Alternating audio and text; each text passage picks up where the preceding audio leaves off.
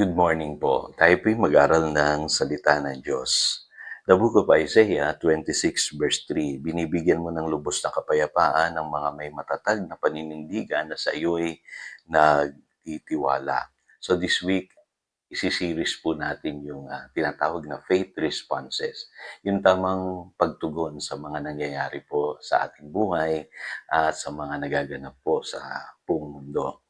At today, pag-usapan natin yung tinatawag na the gift of peace. Ito po yung napakahalagang response sa panahon natin ngayon. Dapat matutunan natin na mag-respond ng may pananampalataya sa pamamagitan po ng kapayapaan na ibinigay sa atin ng Diyos. Ngayon, mapapansin niyo po sa Philippians chapter 4 verse 7, ang description po ng kapayapaan na yan, sabi rito, at ang kapayapaan ng Diyos na hindi kayang maunawaan ng tao ang siyang mag-iingat sa inyong puso at pag-iisip dahil sa inyong pakikipag-isa kay Kristo Jesus. So kapansin-pansin po, ang tawag po dito sa peace na ito ay peace of God. Hindi ito galing sa sanlibutan. Ano po? At ang sanlibutan, hindi nila ito masusumpungan. Sabi sa Isaiah 48 verse 22, there is no peace for the wicked.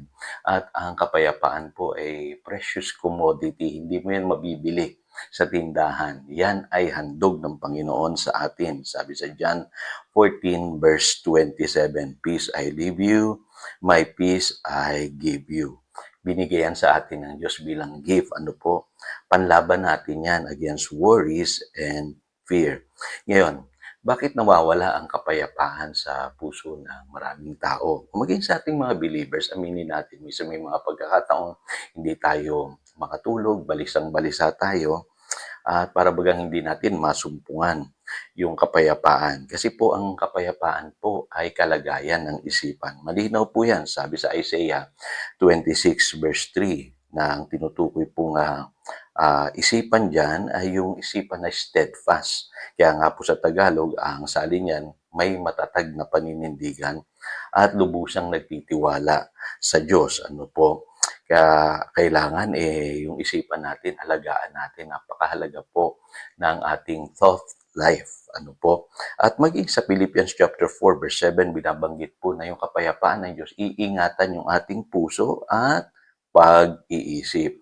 So napakahalaga pala ng laman ng ating pag-iisip. Ano po yung ating thought life. Ano po, na minsan hindi natin pinapansin yan Pero diyan pala, ano po, pwedeng maghari yung kapayapaan ng Diyos. Ngayon, kung titignan po ninyo, ang peace, kailangan po ma-attain natin yung tinatawag na undisturbed, quiet mind. Yung payapa tayo kahit ang gulo-gulo ng mundo. Kasi ang mundo punong-puno po yan ng chaos. Ano po? At pipilitin niyang nakawin yung kapayapaan sa inyong puso. At tandaan po ninyo, ang epekto nito, pagka nanakaw po yung kapayapaan sa inyong puso, hindi kayo makakatulog, lagi kayong balisa, lagi kayong nag-aalala, maapektuhan ang inyong kalusugan, maging ang inyong ginagawa. Kaya mahalaga po ang kapayapaan. So, paano tayo magkakaroon nito? So, ito po tip, mula kay Pastor. Unang-una po, pray with faith. Pagka nanalangin po kayo, lagyan nyo ng pananampalataya.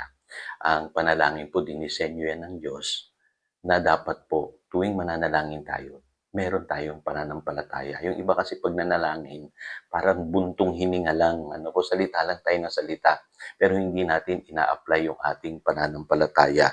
Malinaw po sa Philippians chapter 4 verse 6 na dapat po kapag nanalangin tayo, dalhin natin sa Diyos ang lahat ng may pasasalamat. Ibig sabihin, nananampalataya tayo. At sa 1 Peter chapter 5 verse 7, kailangan ilagak natin sa Diyos ang lahat ng ating kabalisahan. Iwanan natin sa Diyos. Napakahalaga po noon. May pananampalataya yung bawat panalangin nating sasambitin. Pangalawa, focus on the Word of God. Ito po yung pinili ni Maria. Nung pumunta si Jesus sa bahay ni Martha and Mary, si Martha nabalisa sa maraming bagay, pero si Mary, pinili niyang makinig kay Jesus. Kaya nagkaroon siya ng kapayapaan sa kanyang puso. Pangatlo po, eliminate. Mahalaga yung magbawas tayo. Yung iba kasi mahiling magdagdag ng mga bagay-bagay sa kanilang buhay. Sa Christian life po, actually, less is more. At malinaw po sa buhay na ito, lalo tayong naguguluhan kapag lahat po sinasalihan natin, lahat pinapakialaman natin, lahat iniisip natin, lahat kumbaga gusto nating panghimasukan, bawasan po natin yon. Ano po, sa Christian life po, mas maganda po yung bago mo muna tignan yung dungis ng iba, tignan mo muna yung iyong sarili. Ano po, so in other words, mag-improve ka muna. Ikaw muna ang kailangan mag-ayos. Ano po, kaya mahalaga yung magbawas ka, hindi yung magdagdag ng activity. Ano po? Pang-apat, build a garrison or shelter. Ano po? Kumbaga parang meron kang place of shelter o tanggulan. Ano po? Mag-set a place or time where you will spend communion with God. Mahalaga yun yung meron kang quiet time every day. Ano po, na ikaw, bago kumaharap sa maraming mga activities ng buhay, tiyakin mo na ikaw ay merong communion with God daily. Yung iba sabihin nila, Pastor, kailangan bang mahaba yan? Nasa sa'yo yan. If you have enough time. Pero yung mga 15 minutes na mahalagang sandali ng iyong buhay, isi-set aside mo muna sa pananalangin at pagbabasa ng salita ng Diyos. Quiet time. Malaki pong nagagawa niyan sa iyong gagawin sa buong maghapon. At huwag mong isipin na masasayang yung oras mo. Pinakamagandang oras ay yung sa umaga. Ano po? Pagkagising mo. Kaya kailangan gumising ka ng maaga.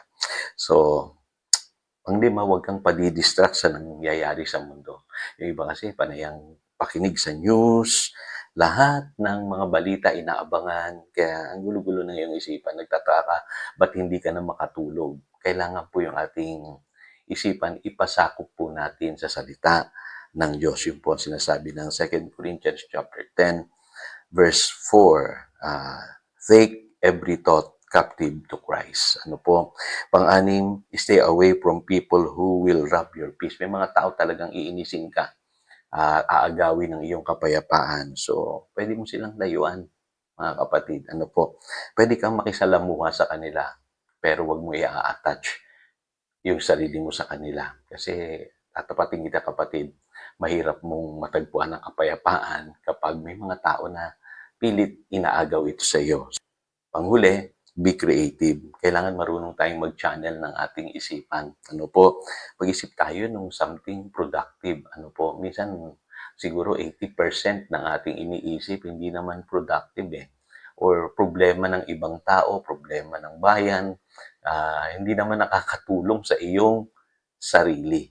Ano po, so bantayan mo yung iyong isipan. Mag-isip ka at gumawa ka ng something productive para may channel mo yung iyong isipan. So ulitin ko, ano po, ang peace, kalagayan po yan ng isipan. Ano po, kaya mahalaga bantayan natin yung thought life natin, yung takbo ng ating pag-iisip. Tayo po'y manalangin. Dakilang Diyos, salamat po sa pag-aaral today at alam ko po marami kaming natutunan. I-bless mo po kami ng kaalaman na mula sa iyong salita. Salamat po, Panginoon. Yan ang aming panalangin. In Jesus' name we pray. Amen. Again, ito si Pastor Jojo, nagpapaalala upang daluyan tayo ng pagpapala, manatili tayo sa kanyang salita. Good morning.